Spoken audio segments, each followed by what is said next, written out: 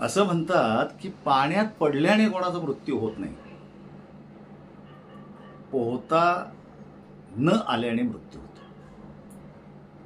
त्याचप्रमाणे आपण वेगवेगळ्या उपक्रमात सहभागी होतो आणि त्याच्यात अपयशी ठरतो, तर त्याची कारणं केवळ त्या उपक्रमात सहभागी होण्याने अपयशी होणं हे नाही, किंवा फक्त त्या उपक्रमाला समजून शिकून न घेतल्याने आपण केवळ ते करत राहिल्याने अपयशी ठरतो. एक छोटीशी बोधकथा या बाबतीत सुद्धा आहे.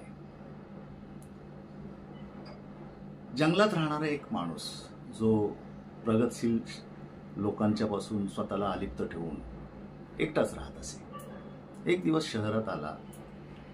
एका करवती विकणाऱ्या एका दुकानात गेला आणि त्याने ऑटोमॅटिक चालणारी करवत त्याच्याकडे मागितली. त्या दुकानदाराने त्याला ती दिली, कशी चालते हे दाखवलं, त्याच्यासमोर ती करवत चालवून दाखवली आणि त्याला ती दिली, त्याचे पैसे घेतले, तो माणूस निघून गेला. 1.5 ते 2 महिन्यांनी तो माणूस रागाने तरा चालत त्या दुकानदाराजवळ आला आणि ती करवत त्याने त्याच्या टेबलावर आपटली. अरे हे काय मला तू दिलंयस, ही तर चालतच नाहीये. त्या विक्रेत्याने ती करवत तपासून बघितली आणि ती चालू होण्यासाठी लागणारी एक कळ जी असते, जे बटन असतं, ते दाबून त्याने ती करवत चालू करून दिली. त्या माणसाला दाखवली, करवत तर चालते. तो विक्रेता त्यांना म्हणाला की करवत चालते, पण तुम्हाला चालवायची कशी हे माहीत नसल्यामुळे तुम्ही ही करवत चालवू शकला नाही. बटन कोणतं दाबायचं हे माहिती असायला पाहिजे ना. करवत ऑटोमॅटिक आहे, सगळं काही आहे, पण ती कोणतं बटन दाबायचं हे जर माहीत नसेल तर ती चालणारच नाही आहे.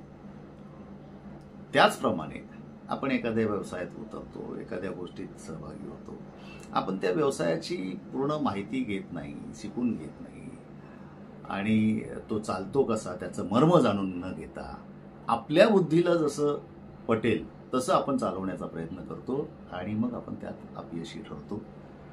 थैथयाट मात्र आपण दुसऱ्याच्या नावाने करतो. खरं आहे ना? विचार करण्यासारखी गोष्ट आहे.